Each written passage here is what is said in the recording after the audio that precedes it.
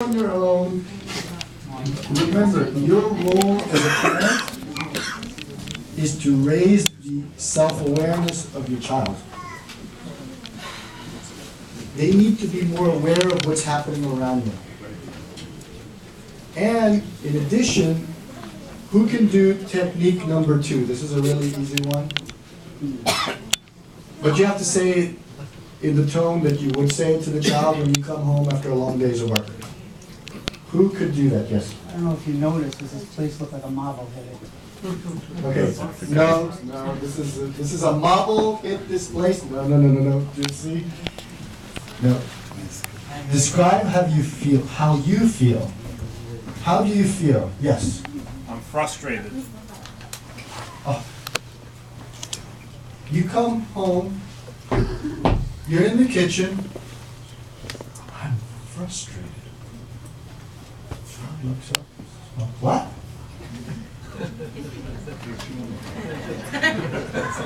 She won't even look up. Mushka's not even going to look up. Could be. Okay. Now, what you can do is you can. There's something called proximity control. So you may have walked into the kitchen. I'm sorry to the cameraman, but I need to move a little. Will you adjust for me? All right. Okay, so proximity control is when the child is still doing whatever it is that they're doing and they've ignored your statement when you just said, I'm frustrated. Because they're so lacking in awareness, they don't even acknowledge the fact that you've entered the room. They might offer you to share in their activity. Could be. But let's just get the case in which the child is not aware enough that you're there. So proximity control is just coming closer to the person. Lowering your voice, not raising it. I'm frustrated. Do you see? This is very effective. You didn't scream, you didn't yell, you didn't lose your cool, but you're saying.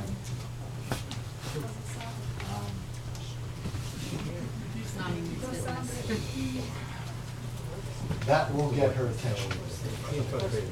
Notice, you will have the attention because all of a sudden, Hayamushka is saying, whoa, Mom's really upset. Uh-oh, I'm in real trouble. Okay? So, you're describing how you feel. Now, the child could say, well, why are you frustrated? She could use a line of questioning. Don't get frustrated, even more frustrated. I heard questioning your feeling, you're the adult. Okay? Don't think she's trying to suppress your feelings. This is when you can go into the first technique, right? And be very specific. You can use these interchangeably. It's almost an art. Good parents, black belt parents, really know how to use which technique at which point. You could come in, if the child looks up, hey Mom! Just say it with a word or less. I like less. Less is better.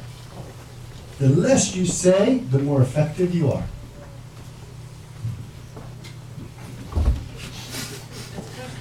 Be expressive without saying a word. So powerful. Now, in this particular scenario, it's not a problem-solving scenario. This is not something that has reached a critical level in which you actually need to sit down with the child. I do not have a question. Oh, it's a statement. It's a statement. If a parent walks into a house and sees such a scenario. If a parent walks into the house and sees such a scenario, it's not a question. I believe that if you, number one, acknowledge your daughter, say hello to her, acknowledge something positive about your daughter, and then go straight, what do you think we can do about it? I think she will cooperate much more with making faces or not making faces, sharing your negative feelings, even though it's not a negative, but you do. It means so much to you that you want to address it as you come in. And I did it and it worked. No, hold on a second. I think what you're saying, and it's a very valid point. Of course, I'm giving you techniques. I'm not saying you don't acknowledge your child or you're not happy to see them, even though you're in a total state of frustration and anger and you're boiling over and you want to smack them. All right?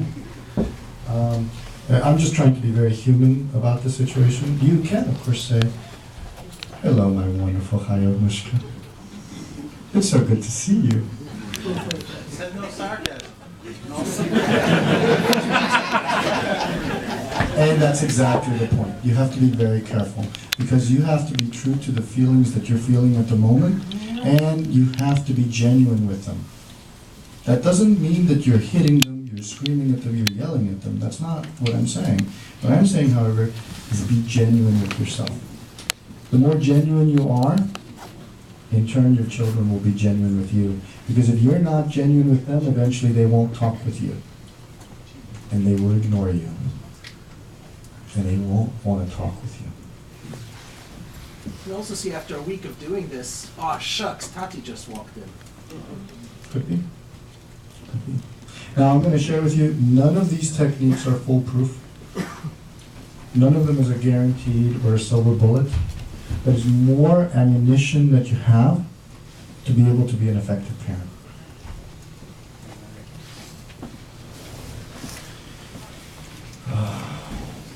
One of my least favorite topics, punishment. Who here has ever been punished? With anything? Who here is fond of the fact that they were punished? Oh, you just relish the wonderful memory of you getting walloped, screamed at, grounded. Not pleasant experiences. There's a big difference between a consequence and a punishment. Huge difference. A consequence is a natural if-then clause, right? If this happens, then this is the natural consequence, right? If I were to let go of this machine, and I'm not going to, I'm sorry, I'm not going to drop this machine, it will fall on the ground. It's an if-then. Right? It's a cause and effect, exactly, that's a consequence. It's logical. It makes sense, right? However, most parents do not give a consequence, they give punishments. Not blaming parents, it's just what they grew up with, what was done to them. You're almost hazing your child and doing it to them because it was done to you. Punishment rarely works. If anything, have you ever seen this when, you've asked the child to do something, whatever it is, and they become defiant in the following manner? They're actually, I said, go over there and do X. And this is what the child does.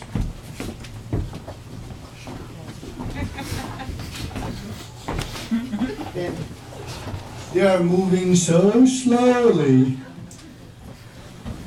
Has anyone ever seen that? It's their method of defiance, right? They're challenging. Now, that's usually because it's a result of punishment and not consequence. Because when there's a consequence and it's logical, the child is going to say, well, that makes sense. May not like it, but at least it makes sense. Usually, parents will hit in anger. In a moment of deep frustration and anger, parent will just give a zest to the child. Don't do that. Now, I'm not saying don't hit a child. Notice I'm qualifying this. Don't hit in anger. There's a big difference. I'll share with you a fascinating study. Okay, I'm very, very curious